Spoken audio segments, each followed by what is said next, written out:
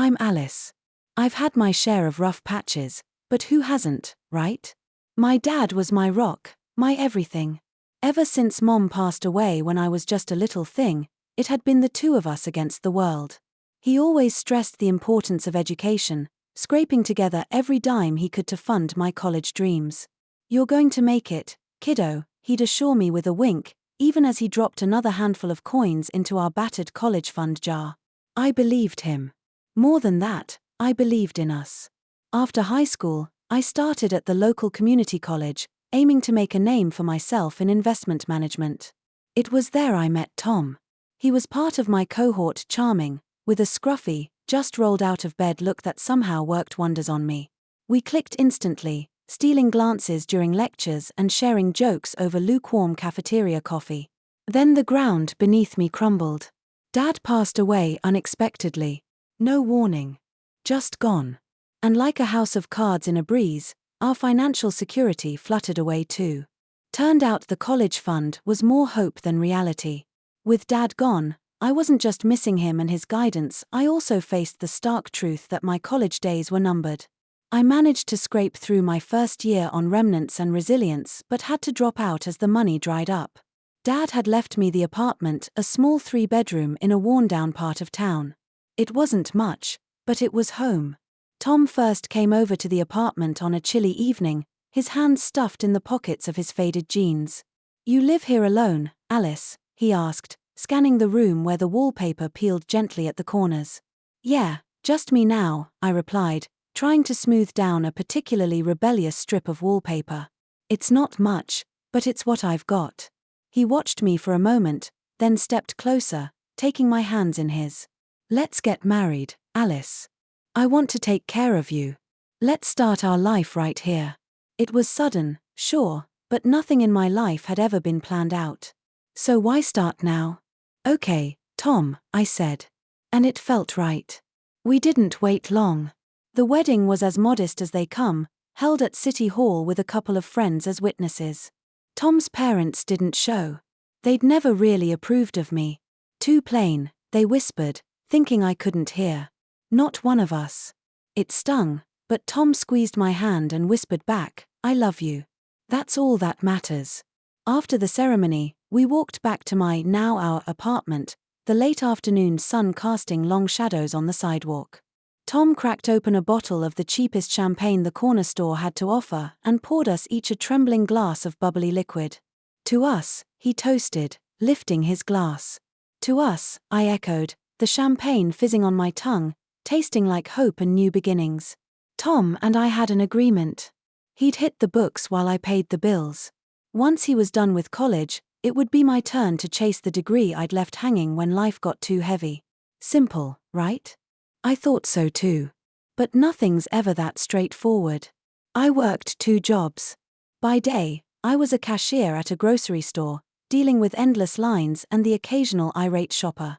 By night, I switched aprons for a waitress gig at a local diner, serving up greasy burgers and lukewarm coffee to truck drivers and late-night drifters. It was grueling, but I pushed through, fueled by the thought of someday walking back through those college doors. Tom, meanwhile, was knee-deep in his studies. Or so he said. But his demands grew with them. "Alice, when's dinner? I can't eat this fast food crap anymore," he'd complain as soon as I dragged my exhausted body through the door. "I need something decent, like Mom used to make." I'd bite back fatigue-laced anger, tossing my keys on the table. "Maybe learn to cook it yourself, Tom." "I'm not your mom." He'd scowl, his face closing off. "I'm studying to make something of myself. Least you could do is keep the house decent." His words would slice through the weariness, sparking a fire in my chest. Yet I'd swallow the retort, fearing the crack it could cause in our already fragile agreement. Tom's parents were no help. They were educated, polished, a stark contrast to my high school diploma and diner-stained uniform. They barely acknowledged me, and on the rare occasions they did, it was to offer a backhanded compliment or a thinly veiled critique. "You would understand this if you had finished your education, dear," Tom's mother would say, sipping her perfectly brewed tea as she glanced over the top of her glasses. Tom didn't defend me. He just nodded along, soaking up their words like gospel. More and more, he'd spend nights there, escaping our cramped apartment and the responsibilities it housed. One evening, as I scrubbed the diner's grease from under my nails, Tom dropped another bomb. "I'm staying at my parents' tonight. Need a real study environment and a good night's sleep." I slammed the bathroom cabinet a little harder than necessary. "Fine. Do what you got to do." The words were sharp, stung with all the things I couldn't say. As the days bled into months, I found solace in my routines, the repetitive tasks of my jobs allowing me to zone out the mounting frustrations at home. I was a robot moving through the motions. Scan items. Smile. Serve food. Clean up. Rinse and repeat. One particularly long night, I came home to an empty apartment. No Tom. No apologies. Just a note. "Gone to study. Make sure dinner's ready tomorrow." I crumpled the note, the paper cutting into my palm.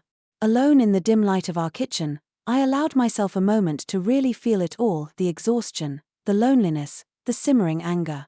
I leaned against the counter, eyes closed, a silent tear escaping despite my best efforts. After years of grinding through 2 jobs and watching Tom bury himself in his books, the day finally came when he graduated. Tom landed a job almost immediately at a prestigious company, and the news brought a breath of fresh air into our strained lives. His new job came with a paycheck that felt like a lottery win compared to my nightly tips at the diner. I remember sitting across from him at our small kitchen table one evening, excitement bubbling up inside me. "So, with your new job, I was thinking it might be time for me to cut back at work and start looking at programs, to pick up where I left off," I said, trying to keep my voice steady, laden with hopes and dreams long deferred. Tom didn't look up from his plate. "Alice, we can't afford that. Every penny has to be accounted for, and with the way things are, you know how tight the budget is." His fork clattered against the plate, a harsh sound that matched his words. I leaned back, my heart sinking but not yet defeated. I could keep one job, maybe just the day shifts. We'd still have a steady income, and I could manage night classes. He shook his head, his voice firm, dismissive. "Just forget about college, Alice. We need stability, not more debts. It's not practical." The conversation ended there, but the argument continued in my head for days. Before I could press the issue further, I found out I was pregnant. Our daughter, Lily, became my new priority, and college faded into the background, a dream dissolved. Raising Lily was a joy, but it was also another chain tying me to routines and responsibilities I hadn't chosen alone. I continued working at the grocery store, my dreams shelved like the products I stocked. Tom's criticisms didn't stop with my shelved education, they seeped into my parenting. "You're not doing it right, Alice. She needs to learn proper manners, not whatever it is you're trying to teach her," Tom would say, barely looking up from his phone. I remember holding Lily close, whispering promises to her that I had begun to doubt I could keep. "It's okay, baby. Mommy's here." As Lily grew, Tom's parents became more involved, their influence overshadowing mine. They paid for a fancy preschool, and every school event was an exhibition of their grandparental pride. One evening, Tom clearly explained a new rule. "Alice, it's best if you don't come to the school events. The teachers, they have a certain expectation of family. We can't ruin Lily's opportunities." I felt the sting of those words, a slap dressed up as paternal concern. So, what am I supposed to do? Just stay home and pretend I don't have a daughter who's growing up, learning things I'm not teaching her, becoming someone I barely know? "It's for the best," was all he said, his indifference the final nail in the coffin of our once-shared dreams. The years twisted along, and Tom's words had weight, not the kind that anchors you in safety, but the kind that pulls you under. His sharp commands to our daughter left marks, teaching her lessons of disrespect and disdain toward me, her mother. "Alice, don't bother telling her what to do. She listens to me, not you. It's for her own good," Tom snapped one evening when I suggested Lily might set the table. In front of Lily, his words were always like this. I watched, heart sinking, as my little girl's eyes hardened to match her father's. "You don't know anything, Mom," Lily would toss at me when I asked for help around the house, her tone mimicking her father's, each word a barb. I tried to reach her, to bridge the widening gap with mother-daughter chats, but she only pulled further away, retreating to a world where I couldn't follow, a world painted by Tom and his parents. One humiliating afternoon brought everything painfully into focus. Lily had friends over, laughter and light voices echoing down the hallway of our home. I was cleaning when I bumped into them in the hall. Lily froze, her eyes darting between me and her friends. I smiled, wiping my hands on my apron, about to say hello, but before the words could form, Lily cut in. "Oh, this is just our housekeeper." Her friends nodded, barely giving me a second glance as they shuffled past into Lily's immaculately kept room, off limits to the likes of me. The door clicked shut, and the muffled bursts of teenage giggles were like needles to my chest. I retreated to the kitchen, sinking against the fridge as tears betrayed my resolve not to let this break me. I was her mother, not some dismissed servant in my own home. That evening, I confronted Tom, my voice shaking but firm. "How can you let her, our daughter, treat me like this?" Today, she called me the housekeeper. In our home, Tom didn't look up from his paper. "Maybe if you didn't look the part, she'd respect you more. You're always cleaning, always in those rags. What do you expect?" His words stung, slicing through whatever defenses I had left. "I'm trying, Tom. I'm trying to make this a home. But you and your parents, you're teaching her to hate me." He scoffed, folding his newspaper with precision. "Alice, you need to stop being so sensitive. She's growing up in a different world than you did. She needs to fit in." Nights turned restless, my thoughts spiraling. Tom's distancing, the casual cruelty of his parents, and now Lily's rejection painted a stark picture. I was an outsider in my own life, my role diminished to that of a silent provider, unseen and unappreciated. As I watched Lily grow into a teenager, her embarrassment of me became more pronounced. Her comments about my outdated clothes, my simple manners, they cut deeper because they echoed Tom's words. She was ashamed to be seen with me, her mother, who had sacrificed everything only to be rendered invisible. Turning 37 wasn't supposed to be a milestone, but I had hoped it would be a turning point. For something better. Something kinder. With a heart full of tentative hope, I booked a table at a nice restaurant downtown, a small celebration, just me, Tom, and Lily. Nothing fancy. But something to maybe, just maybe, bring us back together for a night. I got home from work, my spirits buoyed by the thought of a quiet dinner with my family. The apartment was quiet when I walked in. Too quiet. Tom and Lily were sitting in the living room, their faces turned toward the TV, looking like they were braced for bad news. "Hey, I've got a surprise. I booked us a table at Marcelo's for dinner to celebrate my birthday, just the three of us," I said, my voice bright, forcing cheerfulness into the edges of my exhaustion. Tom turned off the TV and looked at me, an eyebrow raised, a smirk playing at the corner of his lips. "Alice, seriously? You think we want to go out and celebrate with you? A dropout? What would we even talk about?" Tom's words were casual, but they cut deep, his smirk turning into a sneer. "Yeah, Mom, it's kind of embarrassing. You wouldn't even know which fork to use," Lily added, echoing her father's disdain. I felt my face flush, the sting of their words like a slap. "I just thought we could be a family. For tonight." Tom laughed, a harsh, mocking sound. "A family? With you making a fool of yourself? No thanks. Actually, here's my gift to you." He stood up, walked over to his briefcase, and pulled out an envelope, tossing it onto the coffee table with a dramatic flourish. Confused, I picked it up, my hands trembling. It was a divorce application. This is your gift. Yeah. Consider yourself free from us. We're done, Alice. I'm taking Lily, and we're moving out. You can keep this place." His words were cold. Calculated. Lily just nodded, standing up to join her father. "I'd rather live with Dad. I can't be seen with you, Mom. It's just too embarrassing." They packed up their things with chilling efficiency. I watched, frozen, as my world was dismantled piece by piece, not just the physical remnants of our lives, but the last vestiges of any affection. Any pretense of a relationship. They left without a goodbye. The door closed with a soft click that echoed like a gunshot in the empty apartment. The divorce proceedings were quick, clinical, and brutal. Tom's parents testified about my inadequacies, painting me as an uneducated, unfit mother in stark, unforgiving strokes. Even Lily spoke, her voice steady, her words rehearsed. I want to live with my dad. He's better for me. Sitting there in that sterile courtroom, listening to the litany of my supposed failures, I felt something inside me break, or maybe it was something coming together. A realization hardened into resolve. They were all strangers. Their words no longer had the power to wound me as they once had. I was alone. Truly alone. But perhaps that was the freedom I needed. I knew one thing for sure: I needed to prove, if to no one else but myself, that I was capable of much more.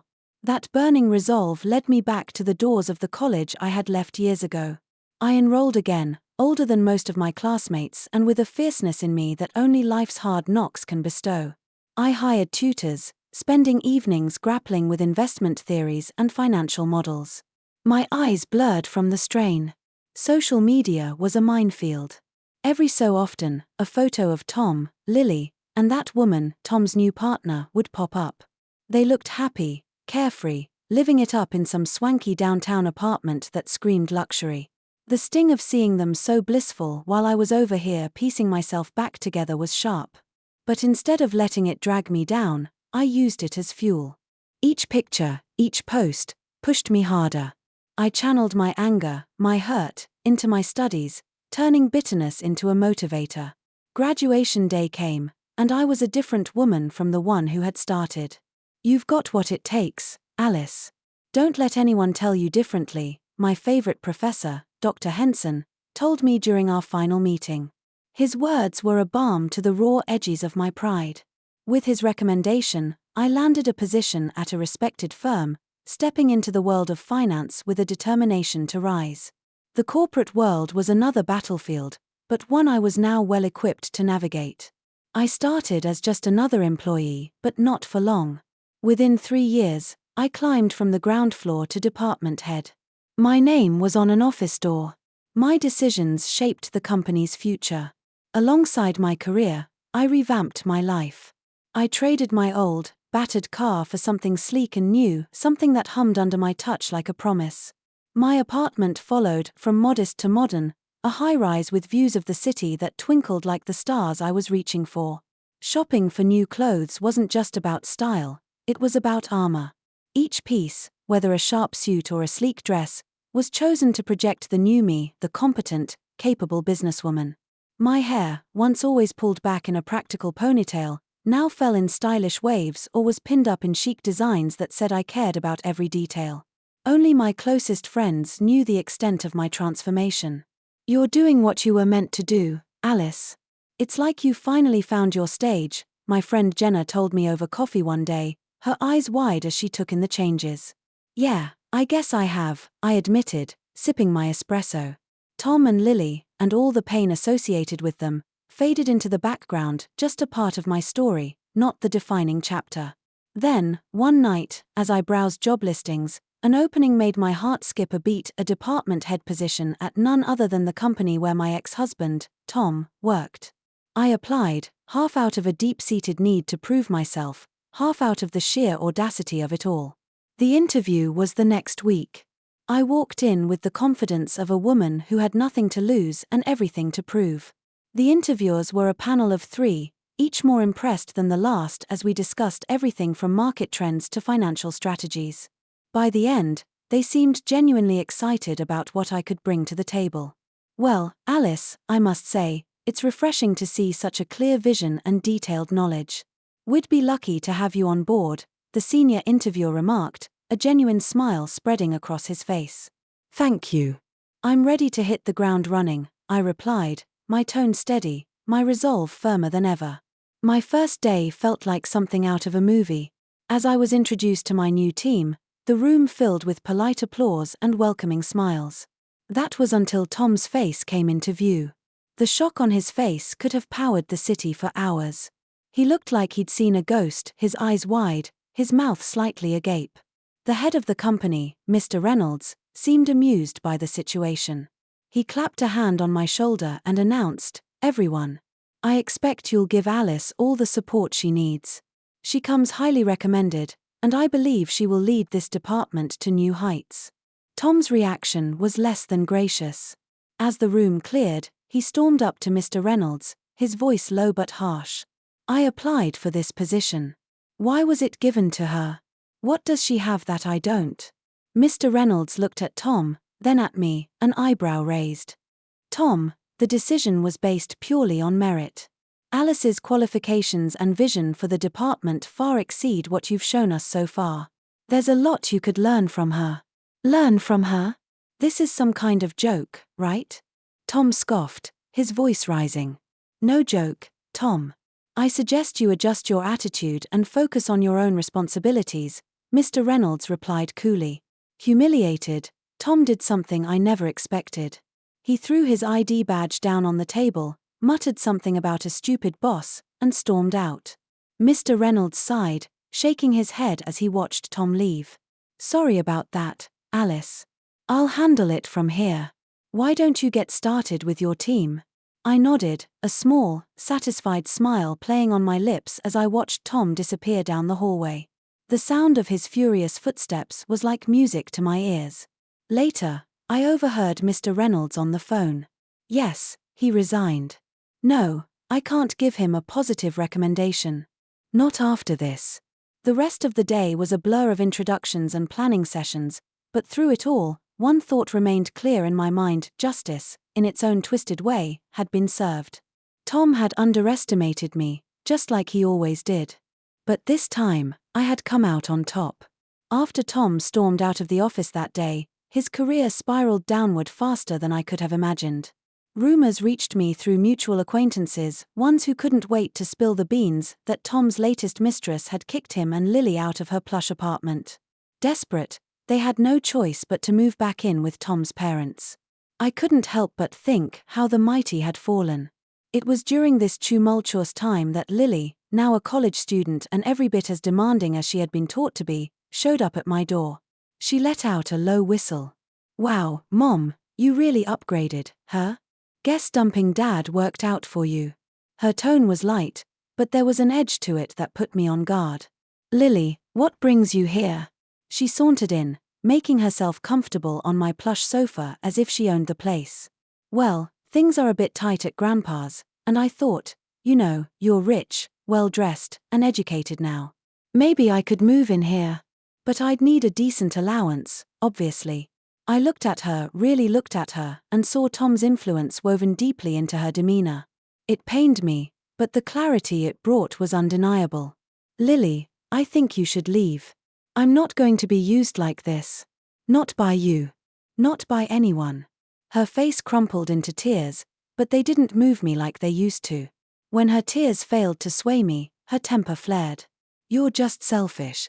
Just like you always were," she shouted as she stormed out, her parting words a sting in the silence of my apartment. News trickled back to me over the following weeks. Tom had started drinking, unable to cope with his bruised ego. And Lily? She moved to another city, perhaps to chase the independence she so desperately craved. As for me, life settled into a rhythm of success and new beginnings. I met Michael, a colleague whose kindness and quiet strength were the antithesis of Tom's bluster and cruelty. Over time, our friendship deepened into love, and we married in a small, joyful ceremony, surrounded by those who truly wished us well. Reflecting on the tumultuous journey, I realized I had come out stronger, wiser, and more compassionate. I had lost a family only to find myself, and in doing so, gained a chance at a love and life that was genuine and fulfilling. Looking ahead, I felt ready for whatever came next, secure in the knowledge that I had not only survived but thrived, crafting a narrative of triumph that was entirely my own.